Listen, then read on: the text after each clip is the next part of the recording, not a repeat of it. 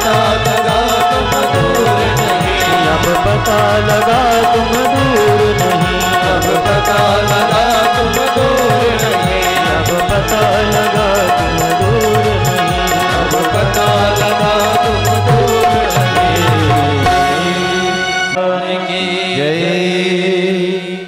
भगवान के स्वरूप को समझ लिया कैसे हैं, भगवान करते क्या हैं, हम उनको प्रणाम किस लिए करते हैं, ये मंगलाचरण में बताओ। आगे व्यास जी ने काम करो, मैं ये चक्र छोड़ता हूँ, इस चक्र के पीछे पीछे जाओ, ये चक्र जहां रुक जाएगा वही तुम्हारे लिए जगह उपयुक्त होगी। फिर क्या था, ब्रह्मा जी ने चक्र छोड़ा, आगे आगे चक्र और पीछे पीछे महात्मा चल पड़े। वो चक्र पूरे विश्व का भ्रमण करते करते करते करते भूमंडल का परिक्रमा करते करते आकर के एक जंगल में रुक गए। नेमिहि तीर्थते यत्र निमिषम एव नैमिषम। एक चक्र की जो है नेमी जो है वो जंगल में आकर के रुकी। जंगल को संस्कृत में बोलते हैं अरण्य, तो उसका नाम क्या पड़ गया, नैमिषारण्य। तीर्थवर नैमिष विख्यात है। बोले नैमिषारण्य धाम की जय। नैमिषारण्य में जहां पर वो चक्र गिरा था वहां से आज भी अखंड जलधारा निकल रही है। चक्र तीर्थ के नाम से भी वो जाना जाता है। आप लोग तो गए होंगे, यहाँ से तो पास ही पड़ता है, कई बार सही संयोग मिला जाने का।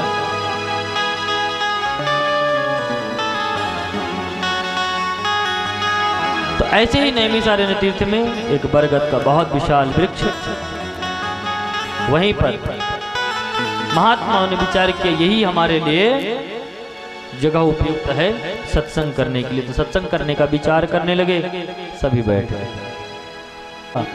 और उनको व्यास आसन पर बिठा दिया। व्यास आसन पर बिठाया, उनका पूजन किया और 88,000 महात्माओं में से जो सबसे अग्रगण्य श्रोता हैं सौनक जी महाराज, उनको प्रमुख श्रोता बना करके बिठा दिया गया। क्यों 88,000 महात्मा प्रश्न करेंगे तो गड़बड़ हो जाएगी ना, इसलिए सबके माध्यम से एक को अग्रगण्य बना दिया गया, एक को मुखिया बना दिया गया, बाकी सब लोगों को कथा का आनंद मिलेगा। जैसे आप विचार करें कि इस कथा के आयोजक हमारे भैया विकास जी, आप सब लोग श्रवण कर रहे हैं, आपने उनको आगे कर दिया। ऐसे ही सौनक आदि ऋषियों ने 88,000 महात्माओं ने सौनक जी को मुखिया बना दिया कि जो कुछ पूछना है वो पूछिए, क्योंकि सौनक जी महाराज ज्ञानी हैं, वो सब कुछ जानते हैं। तो शास्त्र की बात ही पूछेंगे। नैमिषे सूतमासीनम अभिवाद्य महामतिम कथामृतरसास्वादः कुशलः शौनको ब्रवीत। क्योंकि कथा अमृत का रसास्वादन करने में जो परम कुशल हैं वो हैं सौनक जी महाराज, इसलिए उनको मुख्य श्रोता बनाकर बिठाया गया। सौनक जी ने सूत जी से प्रश्न किया। क्या प्रश्न किया? सौनक वाच अज्ञान ध्वंत विध्वंस कोटि सूर्य समप्रभा सूताख्याही कथा सारम मम कर्ण रसायनम। हे सूत जी महाराज, शास्त्र अनेक हैं, मैं शास्त्र नहीं सुनना चाहता, शास्त्र सारम, मैं शास्त्र का सार सुनना चाहता हूं, उसको सुनाइए, जिसको सुन करके ऐसा सार सुनाइए। मम कर्ण रसायनम, रसायन होता है अमृत रसायन, आयुर्वेद में दवाई होती है ना रसायन, उसको खा करके व्यक्ति स्वस्थ हो जाता है। तो ये रसायन है, ये को भागवत का जो ये ग्रंथ है ये रसायन है, और इसको वाणी के द्वारा, मुख के द्वारा नहीं, मम कर्ण रसायनम, कानों के द्वारा पिया जाएगा। और जो इसको पान कर लेगा तो उसके जीवन से कौन कौन सी बीमारी नष्ट हो जाए? तो कहते हैं अज्ञान ध्वांत विध्वंस। हे सूत जी महाराज, आप करोड़ों सूर्य के समान प्रकाश वाले हैं, ज्ञान में हैं, ज्ञानी हैं। आप अपने ज्ञान से हमारे अज्ञान रूपी अंधकार का नाश करें। हमारा ज्ञान नाश हो जाए, हमारे जीवन में भक्ति ज्ञान विराग आप तो विवेको वर्धते महान। हमारे जीवन में भक्ति ज्ञान और वैराग्य की प्राप्ति हो जाए, हमारा विवेक जागृत हो जाए। माया मोह निरासश्च वैष्णवे क्रियते कथम। हमारी माया का, हमारी मोह का निरासन हो जाए, हमसे दूर हो जाए। वैसी कथा आप कहिए जो वैष्णव जन श्रवण करा। वैष्णवे क्रियते कथम। इस प्रकार से सूत जी से सौनक जी ने कहा, महाराज और ऐसा साधन बताइए जिससे मुझे कृष्ण की प्राप्ति हो जाए। कृष्ण प्राप्ति करम शाश्वत साधनम तद वदाधुनः। ऐसा कोई साधन बताइए और जो इस स्वर्ग में भी दुर्लभ हो, ऐसा कोई साधन बताइए। चिंता मणिर लोक सुखम सुरर्दु स्वर्ग संपदाम प्रयक्षति ही गुरु प्रीतः वैकुंठम योगी दुर्लभम। अनेक प्रश्न किए और पूछा, एक बात और बताओ, हमारे मन की शुद्धि का कारण क्या? हमारा मन कैसे शुद्ध हो? जब मन शुद्ध होगा तब परमात्मा मिलेंगे। क्यों? अरे निर्मल मन जन सो मोहि पावा, मोहि कपट छल छिद्र न भावा। निर्मल मन जन सो मोहि पावा, मोहि कपट छल छिद्र न भावा। निर्मल मन जन सो मोहि पावा, मोहि कपट छल छिद्र न भावा। निर्मल मन जन सो मोहि पावा, मोहि कपट छल छिद्र न भावा। प्रीति ही सौनक चित्ते ते हेतो वचन विचार्य चा सर्व सिद्धांत निष्पन्नम संसार भय नाशनम। हमारा संसार का जो भय है वो समाप्त हो जाए, ऐसा कुछ बताइए। तब सूत जी ने कहा, आप चिंता मत करो, मैं आप लोगों को ऐसा ज्ञान बताऊंगा जिससे तुम्हारा संसार का भय समाप्त हो जाए। हमारा आपका जीवन कैसा है? छोटा सा जीवन है। सूत जी कहते हैं कितना बड़ा जीवन है, विचार करेंगे। एक बहुत बड़ा अजगर सांप मुख फैलाए खड़ा हुआ। राजी कहते हैं काल प्याल मुखग्रास त्रास निर्णास हेतवे। एक ब्याल है, अजगर, संस्कृत में सर्प को बोलते हैं ब्याल। कौन सा ब्याल? काल, काल रूपी ब्याल। वो अजगर मुंह खोले बैठा हुआ है और हम सब लोग उसके मुंह में ग्रास, ग्रास बोलते थे ना, एक ग्रास खा लो। सब लोग हम उस काल के गाल बने बैठे हुए हैं, ग्रास बने हुए बैठे हुए हैं। जब जिसका नंबर आता उसको निगल लेता है ना, जब जिसका नंबर आता उसको वो निगल लेता। ऐसे क्षणभंगुर जीवन के लिए हम अभिमान करते हैं। हमारा सबका जीवन कब तक सुरक्षित है? जब तक उसका मुख खुला है। बंद की हम तो ये ऐसे क्षणभंगुर जीवन में भी जो परमात्मा को प्राप्त कर ले वही जीवन की सार्थकता है। और उसको प्राप्त कराने का खाली एक मार्ग है, वो है श्रीमद् भागवतम शास्त्रम कलौकीरेण भासितम। ऐसे क्षणभंगुर जीवन में भी अगर परमात्मा की प्राप्ति कुछ कोई करा सकता है या इस मन को शुद्ध कर सकता है तो वो है श्रीमद् भागवतम शास्त्रम कलौकीरेण भासितम।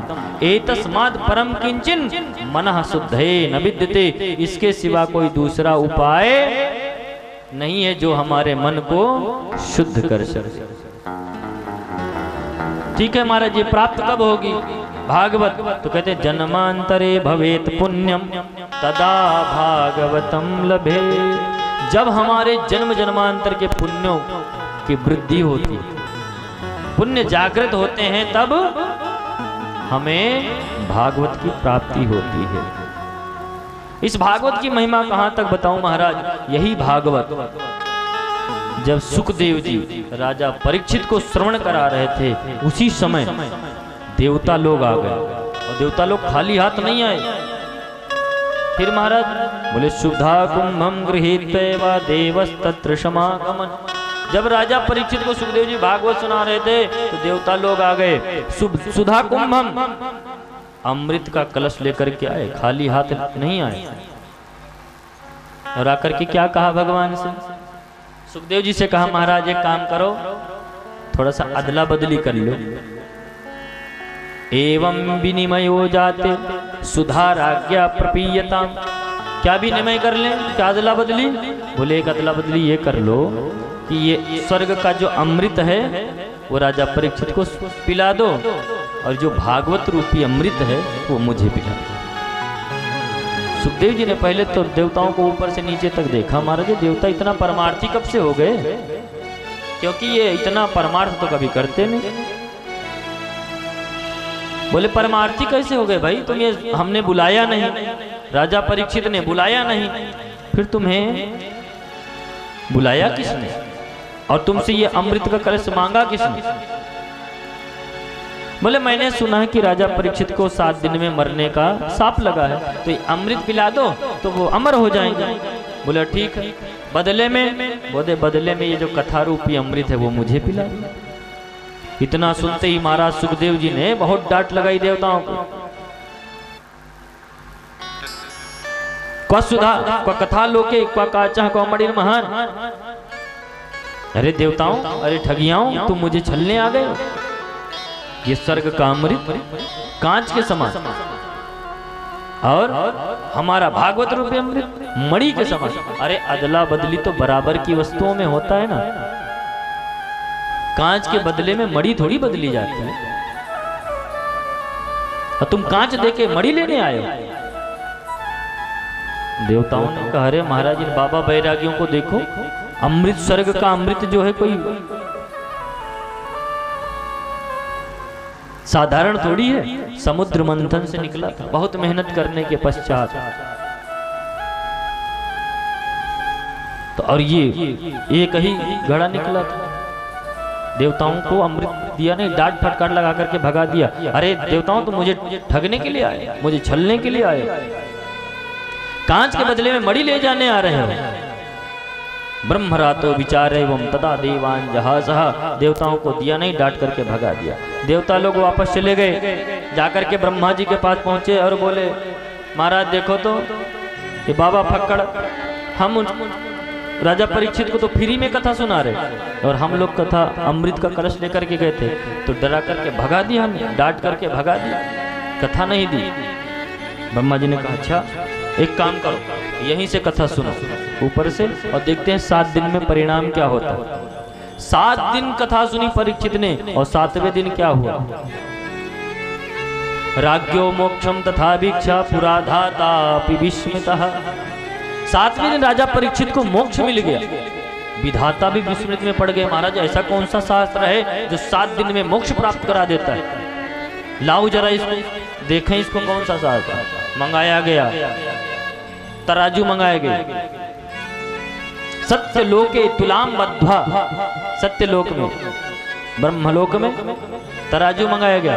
एक पलड़े पर भागवत रख दी गई, एक पलड़े पर अनेक शास्त्र, सारे शास्त्र सारे उपनिषद रख दिए गए। लेकिन क्या हुआ? लघूनि अन्यानि जातानि गौरवेण इदम महत्। सारे शास्त्र जो थे वो छोटे हो और गौरवेण इदम महत्, जो भागवत का ग्रंथ था उसका पलड़ा भारी हो गया। देख करके महाराज सबने कहा, बोले ये भागवत इतना भारी कैसे हो गया? भगवान कहते हैं ये भागवत कोई पोथी नहीं, पत्ता नहीं। क्यों? साक्षात ये भगवान का वांग्मय तेने यम वांगमयी मूर्ति प्रत्यक्षः कृष्ण एव ही। ये भागवत और कुछ नहीं, पोथी पत्र नहीं, साक्षात भगवान का वांगमय विग्रह, साक्षात भगवान है। तभी तो कहते क्या है, भागवत भगवान की। भाई जब भगवान अपना ये शरीर छोड़ करके, इस धराधाम को छोड़ करके जा रहे थे, तब सारे देवता आकाश मंडल में खड़े थे भगवान का स्वागत करने के लिए। आगे श्रवण करेंगे। भगवान ने सारे भूमंडल का चक्कर लगाया और उसके बाद देखते ही देखते भगवान देखते ही देखते भागवत में प्रविष्ट हो गए। बोले भागवत भगवान की जय। तो ये भागवत और कोई पोथी पत्र नहीं है, ये साक्षात भगवान का वांगमय विग्रह है। इस प्रकार से भागवत की बहुत महिमा मुक्त कंठ से गाने की। बोले ठीक है महाराज, इतना दिव्य भागवत है तो इसको सुनने की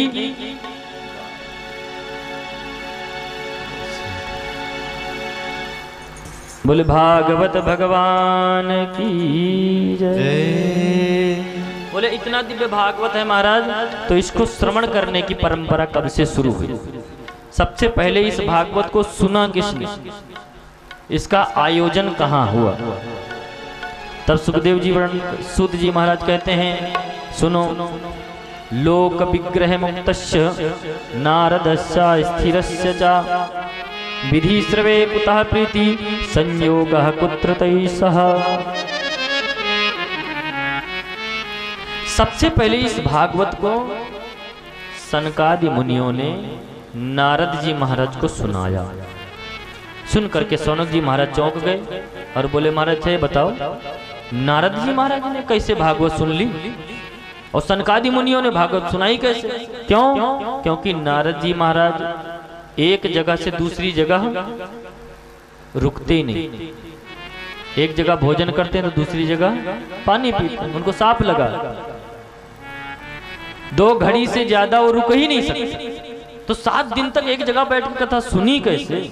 और सनकादि मुनि एक जगह से दूसरी जगह जाते ही नहीं, वो तो अपने मस्त रहते, हमेशा एक ही काम है। सनकादि मुनि कौन है? ब्रह्मा जी के सबसे, सृष्टि के सबसे पहले पुत्र हैं ब्रह्मा जी। सनक, सनंदन, सनातन, सनत कुमार, ये चारों भाई भैया जो हैं ये सनकादि मुनि कहलाते। ये कभी हिमालय छोड़ के जाते ही नहीं और हमेशा इनका एक ही काम है, क्या? इनका आसन बसन सब यही है। आशा बसन व्यसन यहति नहीं, कौन सा? रघुपति चरित होई तहाँ सुनहि। आसन व्यसन यहति नहीं, रघुपति चरित होई तहाँ सुनहि। आसन व्यसन, आशा बसन व्यसन यहति नहीं, रघुपति चरित होई तहाँ सुनहि। आशा बसन व्यसन यहति नहीं, रघुपति चरित होई तहाँ सुनहि। श्री राम जय राम, जय जय राम, श्री राम जय राम, जय जय राम, श्री राम जय राम, जय जय राम, श्री राम जय राम, जय जय राम। इस प्रकार से महाराज सनकादि मुनि एक जगह से दूसरी जगह नहीं जाते, इनका एक ही काम। 4 भाई हैं, जहाँ कहीं कथा होती है वहाँ तो आराम से कथा सुनते हैं, और अगर कथा नहीं मिली, भगवान की चर्चा नहीं मिली तो क्या करते हैं? 3 भाई श्रोता बन जाते हैं और एक को वक्ता बना देते और कथा इनका निरंतर चलती है। एक बार क्या हुआ, ये चारों भैया घूमते घूमते पहुंच गए कहाँ? भोले बाबा के दरबार। भोले बाबा माता के साथ बैठे हुए थे, कुछ मंत्रणा कर रहे थे। ये चारों भाइयों के लिए कोई रोक टोक नहीं होती, इनके लिए कभी दरवाजा कहीं का बंद नहीं, कहीं भी चले जा सकते। भोले बाबा के दरबार में पहुंच गए, भोले बाबा ने स्वागत किया, लेकिन माता का माथा टक गया। माता ने कहा देखो तो बाबा बैरागी, इनको कोई पता ही नहीं। मुंह उठाए चले आए, जहां देखो वहां मुंह उठाए घुसते चले जाते। जाओ मैं तुम्हें साफ देती हूँ, तुम ऊंट हो जाओ। चारों भाई ऊंट हो गए मस्ती में। ऊंट बन के भी इनका काम क्या था, ऊंट की शरीर मिल गई और ऊंट में भी बैठ करके कथा सुनते। 3 भाई श्रोता, चौथा वक्ता। भोले बाबा ने कहा मैया से, सांप तो दे दिए, जरा एक बार हाल चाल तो ले लो। जाकर के देखा क्या भोले बाबा कि देखा तो वहां भी कथा चल रही, 3 श्रोता 1 वक्ता। भोले बाबा ने कहा कहो कैसे हो, ठीक है? बोले महाराज बहुत आनंद है। बोले ये शरीर, बोले इस शरीर में तो और आनंद है, न खाने पीने की झंझट, न नहाने का प्रतिबंध। महीनों बीत जाते हैं, नहाने का भी नंबर नहीं आता, अखंड सत्संग चल रहा है। हम मानव शरीर में तो नहाना भी पड़ता, बहुत प्रतिबंध था, भोजन भी चाहिए। इनको सिर्फ एक ही आशा है, बस एक जगह भगवान की कथा मिलनी चाहिए। तो बोले महाराज जब एक जगह से दूसरी जगह जाते नहीं तो नारद जी से भेंट कैसे हो गई? और नारद जी ने कथा सुनी कैसे? कहते एक बार की बात, नारद जी महाराज घूमते घूमते पहुंच गए कहाँ? बद्री विशालक क्षेत्र में। अब बद्री विशालक क्षेत्र में ये चारों भाई घूम रहे थे। व्यास जी लिखते हैं, एकदा ही विशालायाम चत्वारः ऋषयो मलः सत्संगार्थम समायाता ददृशुस्तत्र नारदम। ये चारों भाई घूम रहे थे, काहे के लिए? ऐसे नहीं। और हम लोग काहे के लिए घूमने जाते हैं? भला जाते हैं ना, बद्रीनाथ जाते हैं, केदारनाथ जाते हैं, वैष्णो देवी जाते हैं, काहे के लिए? बोलो राधे राधे। पिकनिक मनाने जाते हैं, दर्शन नहीं। अरे तीर्थों में जाने का नियम है, तीर्थों में जाओ तो तीर्थ में उसकी महिमा सुनो, गंगा का स्नान करो और दान करो, तब तो तीर्थ जाने का फायदा है। लेकिन हम तीर्थ जाते भी तो हैं गाड़ी बुक करके, और गाड़ी फिर बोलो ना, हम तो देखते हैं ना वहाँ बड़ी बड़ी बोतलें खुलती हैं महाराज। गए थे धर्म कर्म करने और फिर जब अनर्थ होता है तब बोलते गए तो थे हम। ये उल्टा कैसे हो गया? गए तो थे पुण्य करने। और ध्यान रखना, अन्य क्षेत्रे कृतम पापम तीर्थ क्षेत्रे विनश्यति, लेकिन तीर्थ क्षेत्रे कृतम पापम वज्रलेपो भविष्यति। अन्य क्षेत्र का किया हुआ पाप आप हरिद्वार में जाकर के धो लोगे, तीर्थों में जाकर के दान पुण्य से छुड़ा लोगे, लेकिन तीर्थों में जाकर के अगर आपने पाप किया है तो उसको छुड़ाने वाला कोई नहीं है। वो वज्रलेप है, उसका दंड अवश्य मिलेगा। ये जो दंड मिलता है ना कभी कभी हम लोगों का किया हुआ करा है, वो दूसरे का नहीं है। जैसा भी दोगे वैसा प्रकृति से। हम कहते हैं वहां मिल गया, हमें मिला है, दूसरों से नहीं मिला है, अपने जीवन में जितने भी दुख हैं सब निज दोषों के। लेकिन जिसको इतना ज्ञान न हो, निज दोष मिटाना क्या जाने। और आसुरी प्रकृति के जो प्राणी सत्संग में आना क्या जाने। तो तीर्थों में जाओ, सत्संग करो। ये चारों भाई सत्संग के लिए सत्संगार्थम समायाता घूम रहे थे कि कहीं सत्संग हो रहा हो तो हम सुने, लेकिन कोई दिखाई नहीं दिया। तो देखा क्या? सामने से नारद जी महाराज, ददृशुस्तत्र नारदम, सामने से नारद जी महाराज आते हुए दिखाई दे। और एक बात बताऊं, जो सामने वाला व्यक्ति आ रहा है वो कितना खुश है, कितना प्रसन्न है, कितना टेंशन में है, कितना दुखी है, वो सब उसको देखते ही पता चल जाता है। इस पूरे शरीर का जो कैमरा है ना, वो चेहरा है, वो बता देता है तुरंत। कहने की जरूरत नहीं पड़ती। किसी के पास जाओ आपको देखते ही क्या बात है, बड़ी टेंशन में लग रही, आपने कहा नहीं कुछ, उसने बता दिया। क्यों? और कभी कभी अरे क्या बात, आज बहुत प्रसन्न लग रहा है, क्या बात, बड़ा आनंदित है, कहा नहीं आपने। क्यों? आपका चेहरा देखते ही व्यक्ति सामने वाला समझ गया, बहुत खुश। तो ये जो चेहरा है ना, वो पूरे शरीर का कैमरा हो रहा है। तो नारद जी महाराज को आते हुए देखा तो देखते ही क्या कहा? क्योंकि नारद जी का जो चेहरा था वो उतरा हुआ था। जो टेंशन में होगा ना उसका चेहरा उतरा हुआ होगा। सनकादि मुनियों ने कहा भाई ये अपना छोटा भैया नारद दुनिया को चक्कर में डालने वाला, ये आज किसके चक्कर में पड़ गया? इसका चेहरा कैसे उदास हो गया? पूछो। नारद जी को देखा, आवाज लगाई, अते कथम ब्रह्मन दीन मुख कुतश्चिंता तुरो भवान त्वरितम गम्यते कुत्र कुतश्चागमनम तवः। अरे नारद जी महाराज, ये तुम कहाँ जा रहे हो, कहाँ से आ रहे हो, और ये तुम्हारा मुखमंडल उदास क्यों है?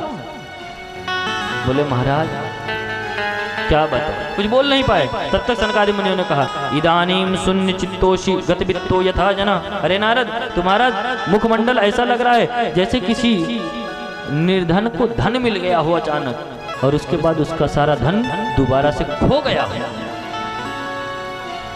किसी का धन छिन गया हो, ऐसा तुम्हारा मुखमंडल, और तुम्हारे ऊपर तो कुछ है ही नहीं। तदेव मुक्त संगस्य, तुम तो मुक्त संग महात्मा हो, और तुम्हारे ऊपर चिंता की रेखाएं ठीक नहीं लगी। क्यों? संतों को हमेशा प्रसन्न रहना चाहिए, क्योंकि गृहस्थी संसारी लोग जो होते हैं वो जब घर गृहस्थी से परेशान होते तो संतों के पास जाते हैं। अब पता चले वो तो संत के पास गए थे, संत पहले से ही मुरझाए बैठे हो, तो क्या बताएंगे? अपनी व्यथा सुनाने जाते हैं बेटा, और जाकर के देखा तो संत जी पहले ही मुख कुमलाए बैठे हो, तो कौन कहेगा? इसलिए संतों को शोभा नहीं देते। अरे डॉक्टर के पास सब दवाई लेने जाते हैं, और पता चले डॉक्टर साहब ही बीमार पड़े हो, फिर दवाई कौन देगा? बोलो राधे राधे। तो इसलिए नारद जी ये शोभा नहीं देता है। तवेद मुक्त संगस्य नोचितम वद कारणम।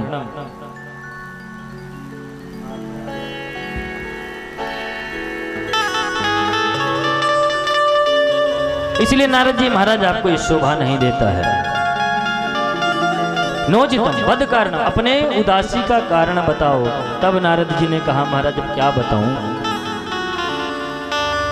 मैं इस पृथ्वी मंडल पे आया था शांति पाने के। नारद जी कहते हैं, नारदवाद अहम तो पृथ्वी म्यातो ज्ञात्वा सर्वोत्तमामिति।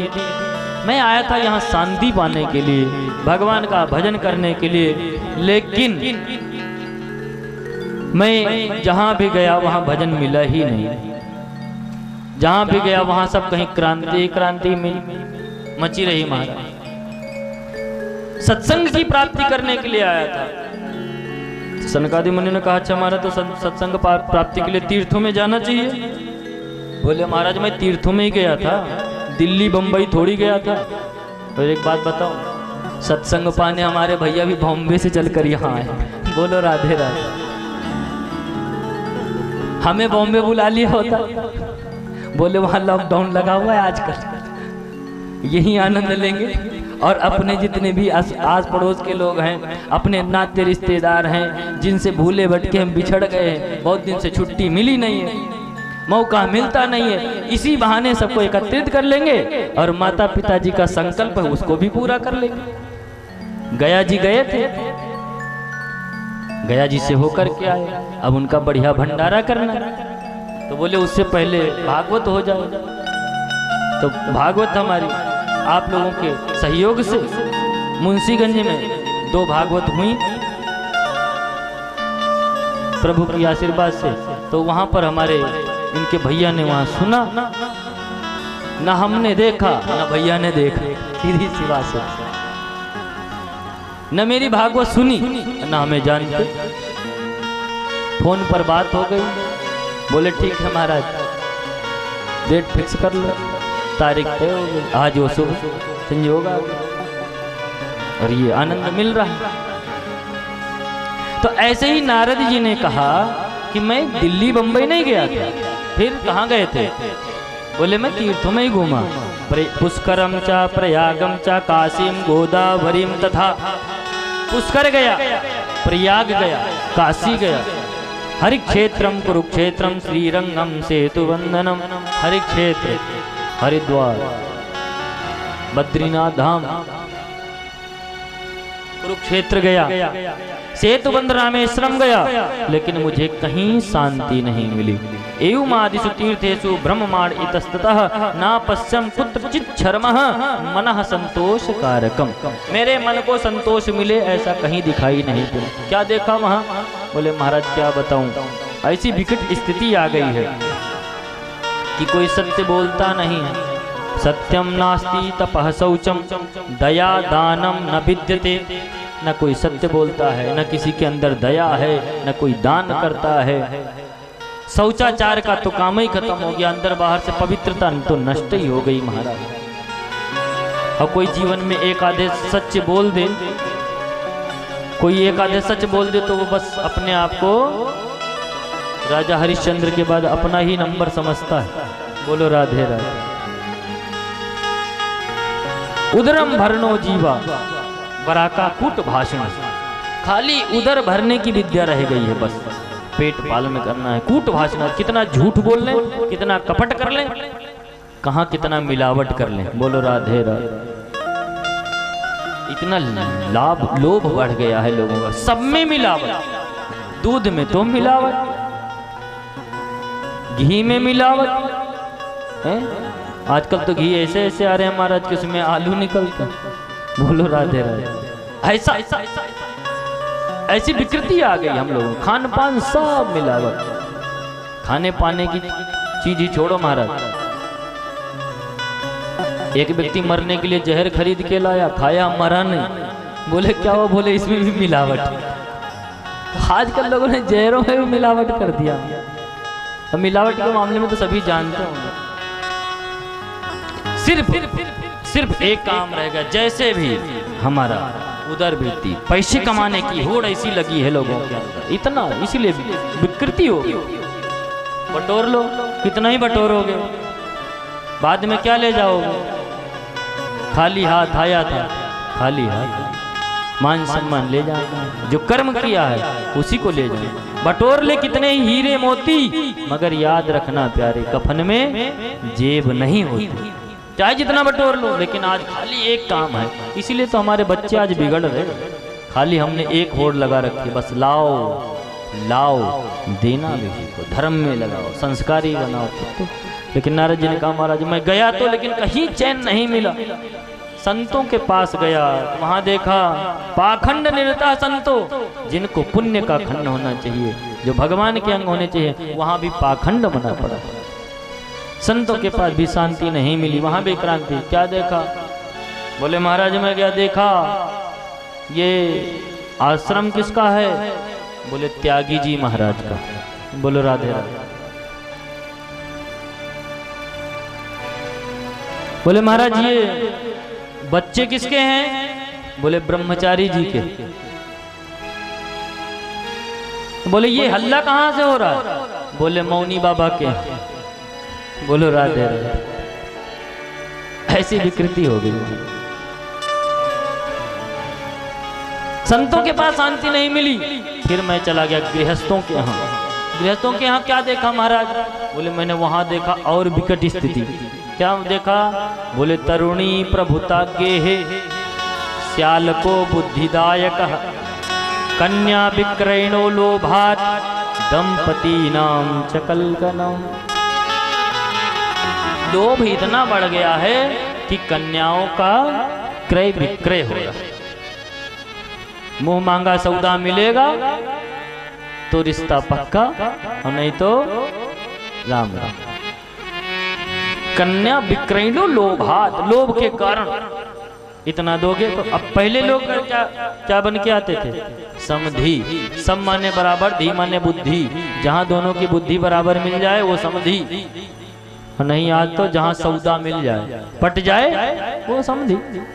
विकृति आ गई। तो ये सौदा, जब तक पैसा है तब तक संबंध है, पैसा खत्म संबंध, क्योंकि पैसे से संबंध जोड़ा है ना, विचार से नहीं। अगर विचारों से संबंध जुड़ेगा तो आजीवन चलेगा, लेकिन आज हमने संबंध खाली पैसे से जोड़ना शुरू कर दिया।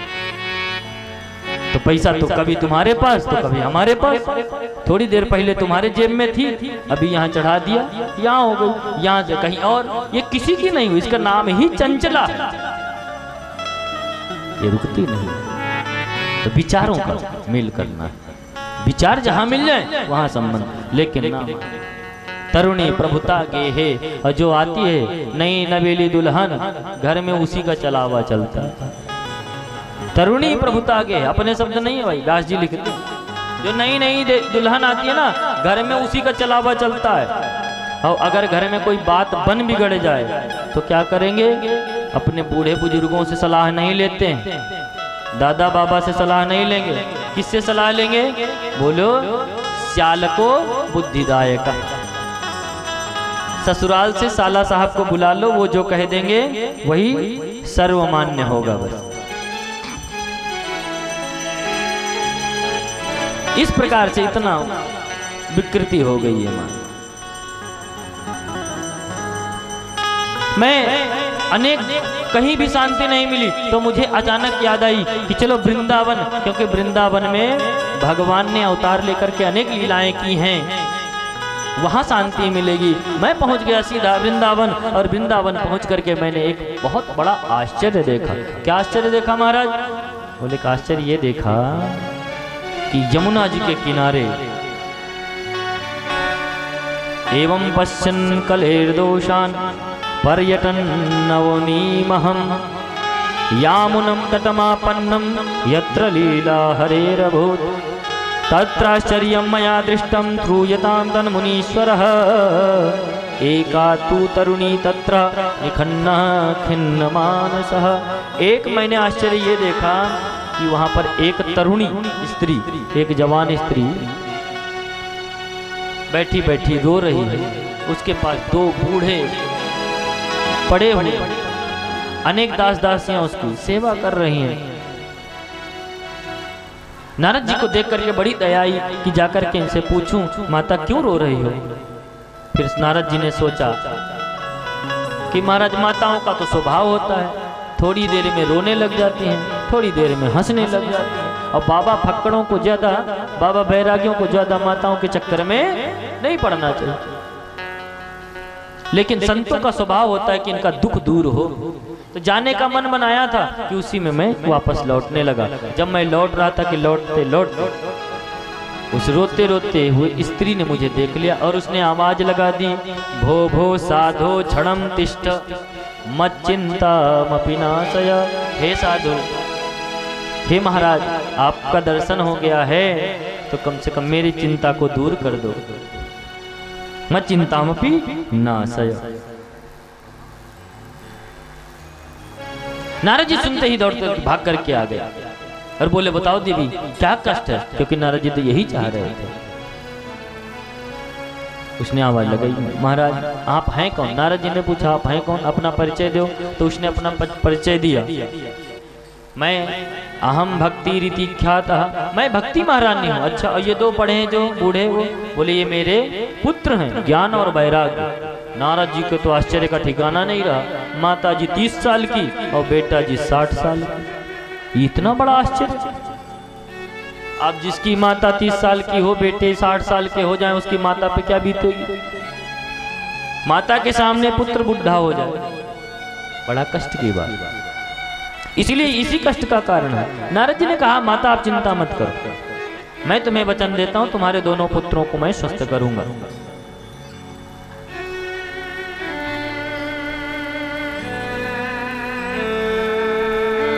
भक्ति महारानी की बात सुनकर के नारद जी ने कहा आप चिंता मत करो। भक्ति जी ने कहा देखो अगर तुम स्वस्थ नहीं कर पाए तो मैं विदेश चली जाऊंगा। अब आप विचार करो, विदेश पहले कोई और देश था ही नहीं, सिर्फ एक ही देश था, वो था भारत देश, आर्यावर्त। तो कहाँ चली जाती? विदेश का मतलब है विशिष्ट देश, यानी भक्तों के हृदय से मैं चली जाऊंगी, वैकुंठ धाम चली जाऊंगी, पृथ्वी लोक में नहीं रहना। जो है विशिष्ट देश।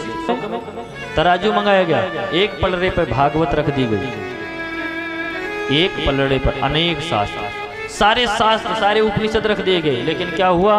लघुनी अन्यानि जातानि गौरवेण इदम महत्। सारे शास्त्र जो थे वो छोटे हो गए और गौरणेन इदम महत्, जो भागवत का ग्रंथ था उसका पलड़ा भारी हो गया। देख करके महाराज सबने कहा, बोले ये भागवत इतना भारी कैसे हो गया? भगवान कहते हैं ये भागवत कोई पोथी नहीं, पत्ता नहीं। क्यों?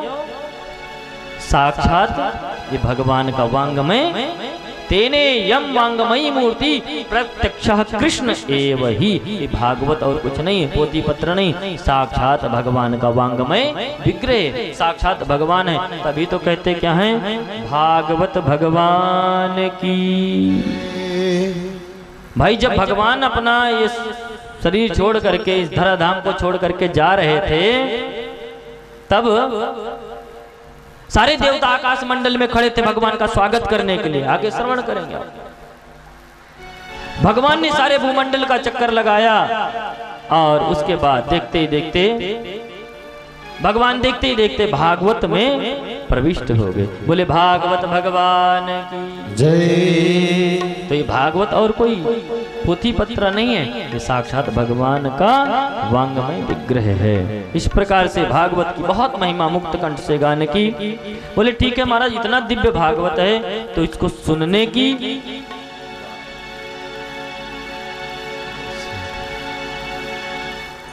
बोले भागवत भगवान की जय। बोले इतना दिव्य भागवत है महाराज, तो इसको श्रवण करने की परंपरा कब से शुरू हुई? सबसे पहले इस भागवत को सुना किसने? इसका आयोजन कहाँ हुआ? तब सुखदेव जी सूत जी महाराज कहते हैं, सुनो लोक विग्रह मुक्तस्य नारदस्य स्थिरस्य च विधि श्रवे कुतः प्रीति संयोगः कुत्र तैः। सबसे पहले इस भागवत को सनकादि मुनियों ने नारद जी महाराज को सुनाया। सुन करके सौनक जी महाराज चौंक गए और बोले महाराज ये बताओ नारद जी महाराज ने कैसे भागवत सुन ली और सनकादि मुनियों ने भागवत सुनाई कैसे? क्यों? क्योंकि नारद जी महाराज एक जगह से दूसरी जगह रुकते ही नहीं। एक जगह भोजन करते हैं तो दूसरी जगह पानी पीते हैं, उनको सांप लगा। 2 घड़ी से ज्यादा वो रुक ही नहीं सकते। तो 7 दिन तक एक जगह बैठ कर कथा सुनी कैसे? और सनकादि मुनि एक जगह से दूसरी जगह जाते ही नहीं, वो तो अपने मस्त रहते, हमेशा एक ही काम है। सनकादि मुनि कौन है? ब्रह्मा जी के सबसे सृष्टि के सबसे पहले पुत्र हैं ब्रह्मा जी के।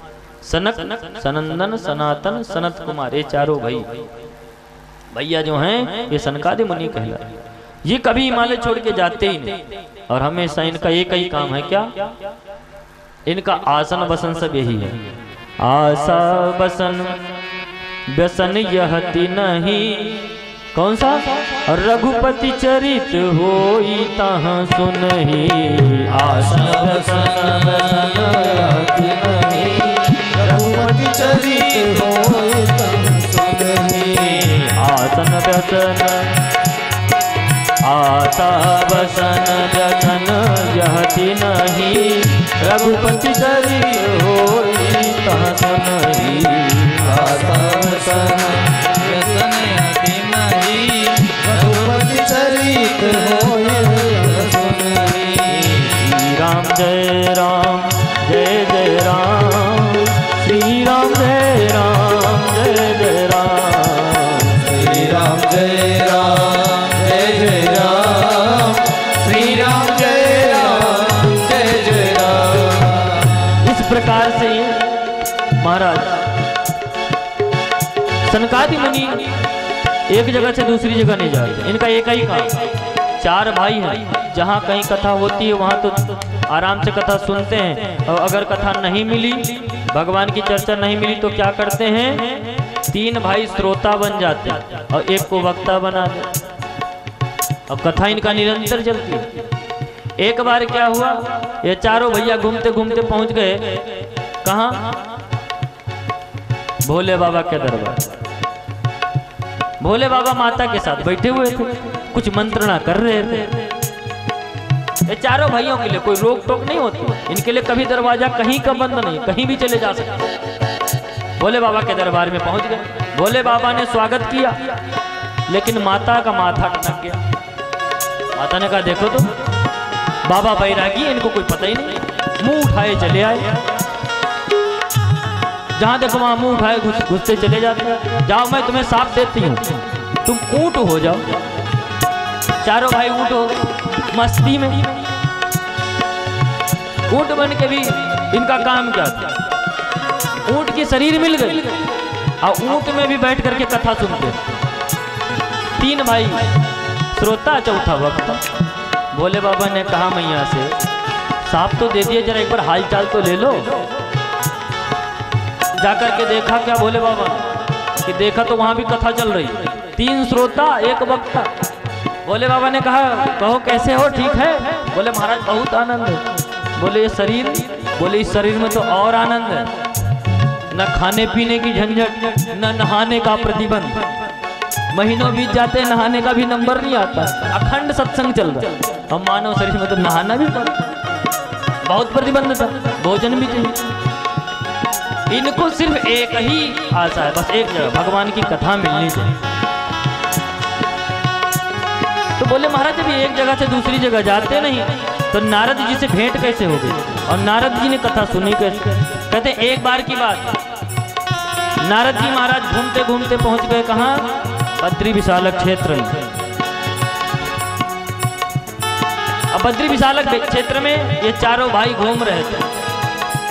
व्यास जी लिखते हैं एकदा हि विशालायाम चत्वार हरिषयो मलः सत्संगार्थम समायाता ददृशुस्तत्र नारदम। ये चारों भाई घूम रहे थे, काहे के लिए? ऐसे नहीं। और हम लोग काहे के लिए घूमने जाते हैं? भला जाते हैं ना, बद्रीनाथ जाते हैं, केदारनाथ जाते हैं, वैष्णो देवी जाते हैं, काहे के लिए? बोलो राधे राधे। पिकनिक मनाने जाते हैं, दर्शन नहीं। अरे तीर्थों में जाने का नियम है, तीर्थों में जाओ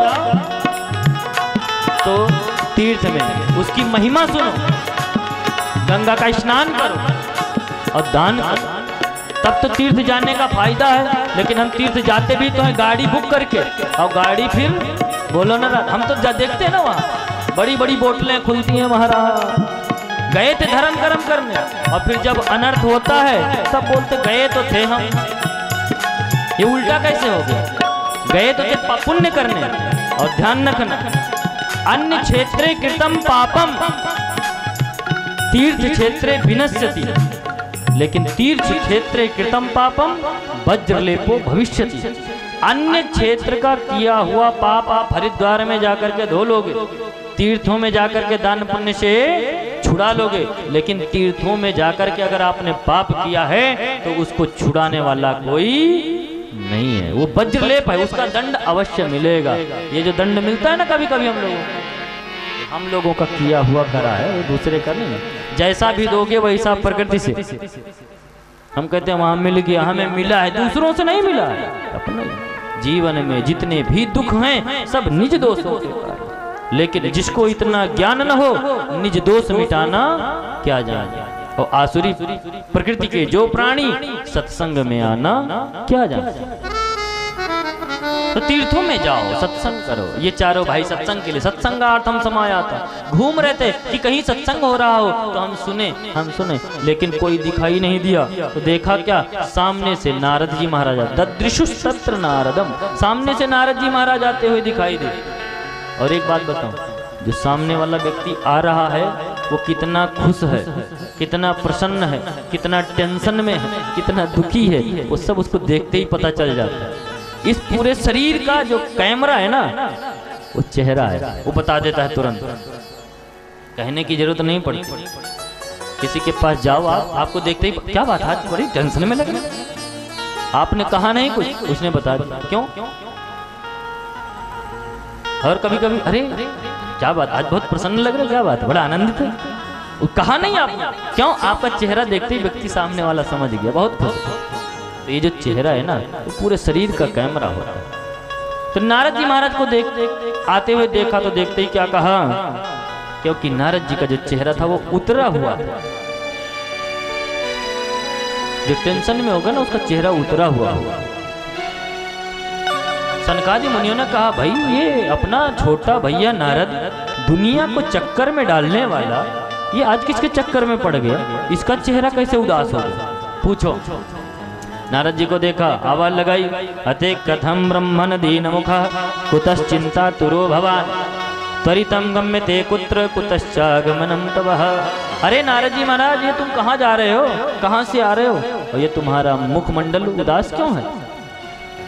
बोले महाराज क्या बताओ, कुछ बोल नहीं पाए। तब तक सनकादि मुनियों ने कहा, इदानीम शून्य चित्तोषी गतवित्तो यथा जना। अरे नारद, तुम्हारा मुखमंडल ऐसा लग रहा है जैसे किसी निर्धन को धन मिल गया हो अचानक और उसके बाद उसका सारा धन दोबारा से खो गया हो,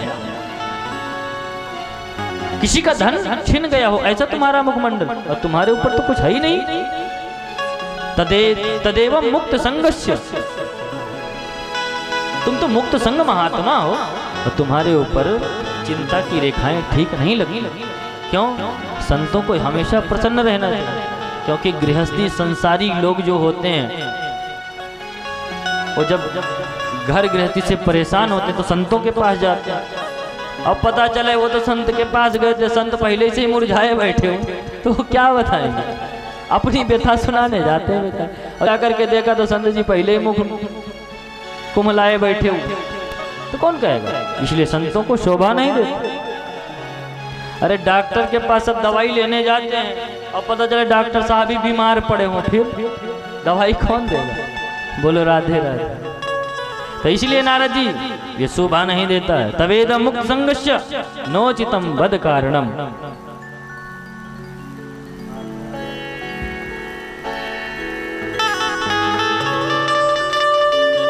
इसलिए नारद जी महाराज आपको ये शोभा नहीं देता है। नोचितम वद कारण, अपने उदासी का कारण बताओ। तब नारद जी ने कहा, महाराज अब क्या बताऊं, मैं इस पृथ्वी मंडल पे आया था शांति पाने के। नारद जी कहते हैं, नारद अहम तो पृथ्वी म्यातो ज्ञात्वा सर्वोत्तमामिति। मैं आया था यहाँ शांति पाने के लिए, भगवान का भजन करने के लिए, लेकिन मैं जहाँ भी गया वहाँ भजन मिला ही नहीं। जहाँ भी गया वहाँ सब कहीं क्रांति क्रांति मची रही। महाराज सत्संग की प्राप्ति करने के लिए आया था। सनकादि मुनि ने कहा, अच्छा महाराज तो सत्संग प्राप्ति के लिए तीर्थों में जाना चाहिए। बोले महाराज मैं तीर्थों में ही गया था, दिल्ली बंबई थोड़ी गया था। और एक बात बताओ, सत्संग पाने हमारे भैया भी बॉम्बे से चलकर यहाँ आए। बोलो राधे राधे। हमें बॉम्बे बुला लिया होता, बोले वहां लॉकडाउन लगा हुआ है आजकल, यही आनंद लेंगे। और अपने जितने भी आस पड़ोस के लोग हैं, अपने नाते रिश्तेदार हैं, जिनसे भूले भटके हम बिछड़ गए हैं, बहुत दिन से छुट्टी मिली नहीं है, मौका मिलता नहीं है, इसी बहाने सबको एकत्रित कर लेंगे और माता पिताजी का संकल्प है उसको भी पूरा कर लेंगे। गया जी गए थे, गया जी से होकर के आए, अब उनका बढ़िया भंडारा करना, तो बोले उससे पहले भागवत हो जाए। तो भागवत हमारी आप लोगों के सहयोग से मुंशीगंज में 2 भागवत हुई प्रभु की आशीर्वाद से। तो वहां पर हमारे इनके भैया ने वहां सुना, ना हमने देखा ना भैया ने देखा, सीधी सी बात है। न मेरी भागवत सुनी ना हमें जानते। फोन पर बात हो गई, बोले ठीक है महाराज डेट फिक्स कर लो, तारीख तय हो गई, आज वो शुभ संयोग आ गया और ये आनंद मिल रहा है। तो ऐसे ही नारद जी ने कहा कि मैं दिल्ली बंबई नहीं गया था। फिर कहाँ गए थे? बोले मैं तीर्थों में ही घूमा, पुष्करम चा प्रयागम चा काशीम गोदावरीम तथा। पुष्कर गया, प्रयाग गया, काशी गया, हरिक्षेत्रम कुरुक्षेत्रम श्रीरंगम सेतुवंदनम। हरिक्षेत्र हरिद्वार बद्रीनाथ धाम, कुरुक्षेत्र गया, सेतुबंध रामेश्वरम गया, लेकिन मुझे कहीं शांति नहीं मिली। एवं आदिषु तीर्थेषु ब्रह्ममाण इतस्ततः ना पश्यम कुत्रचित् शर्मः मनः संतोष कारकम। मेरे मन को संतोष मिले ऐसा कहीं दिखाई नहीं पड़ा। क्या देखा वहाँ? बोले महाराज क्या बताऊं, ऐसी विकट स्थिति आ गई है कि कोई सत्य बोलता नहीं है। सत्यम नास्ति तपः शौचम दया दानम न विद्यते। न कोई सत्य बोलता है, न किसी के अंदर दया है, न कोई दान करता है। शौचाचार का तो काम ही खत्म हो गया, अंदर बाहर से पवित्रता तो नष्ट ही हो गई महाराज। और कोई जीवन में एक आधे सच बोल दे, कोई एक आधे सच बोल दे तो वो बस अपने आप को राजा हरिश्चंद्र के बाद अपना ही नंबर समझता है। बोलो राधे राधे। उदरम भरनो जीवा बराका कूट भाषण, खाली उदर भरने की विद्या रह गई है, बस पेट पालन करना है। कूट भाषण, कितना झूठ बोल लें, कितना कपट कर लें, कहाँ कितना मिलावट कर लें। बोलो राधे राधे। इतना लोभ बढ़ गया है लोगों का, सब में मिलावट। दूध में तो मिलावट, घी में मिलावट है। आजकल तो घी ऐसे ऐसे आ रहे हैं महाराज कि उसमें आलू निकलता। बोलो राधे राधे। ऐसा ऐसी विकृति आ गई हम लोगों, खान पान सब मिलावट। खाने पाने की चीज ही छोड़ो महाराज। एक व्यक्ति मरने के लिए जहर खरीद के लाया, खाया, मरा नहीं। बोले क्या हुआ? बोले इसमें भी मिलावट। आजकल लोगों ने जहरों में भी मिलावट कर दिया।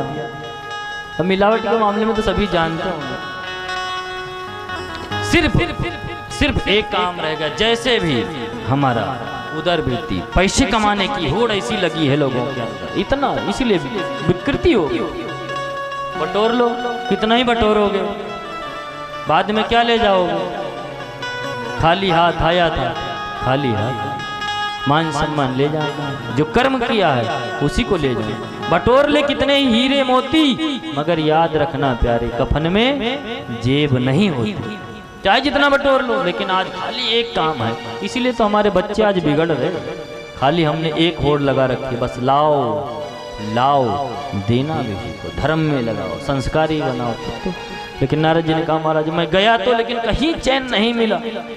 संतों के पास गया, वहां देखा पाखंड निरता संतों, जिनको पुण्य का खंड होना चाहिए, जो भगवान के अंग होने चाहिए, वहां भी पाखंड बना पड़ा।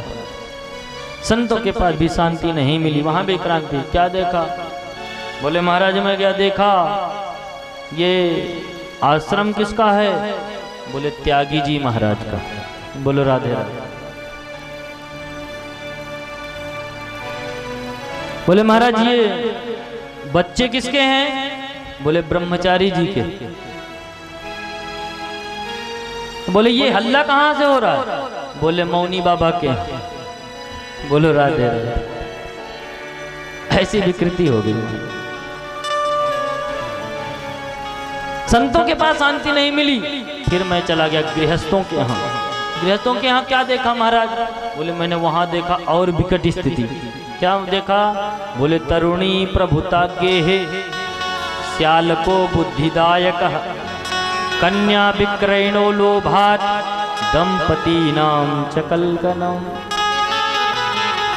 लोभ इतना बढ़ गया है कि कन्याओं का क्रय विक्रय हो रहा है। मुंह मांगा सौदा मिलेगा तो